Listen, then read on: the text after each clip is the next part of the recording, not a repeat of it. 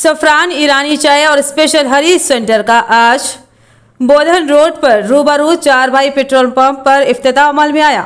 मुफ्ती शमीम अहमद ने रिबन काट कर इफ्तिताह की रस्मी कार्रवाई अंजाम दी, जबकि मौलाना मुफ्ती सईद अकबर ने इस होटल की तरक्की और खैर व बरकत के लिए दुआ की।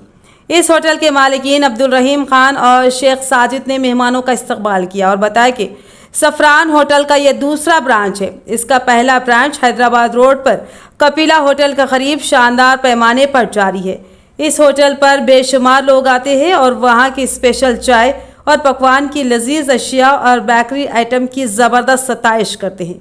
अवाम की हौसला अफजाई से आगे बढ़ने की ख्वाहिश पैदा हुई और फिर उसकी एक ब्रांच अब बोधन रोड पर शुरू की जा रही है। उन्होंने इस उम्मीद का इजहार किया कि पुराने सफरान के तरह इस सफरान को ग्राहकों की सनत मिलेगी और यहाँ भी हमें ग्राहकों की खिदमत का भरपूर मौका हासिल होगा। इस इफ्तिताही तकरीब में कई अहम मुअज़्ज़िज़ीन शहर ने शिरकत की और मुबारकबाद देते हुए नेक ख्वाहिशात का इजहार किया।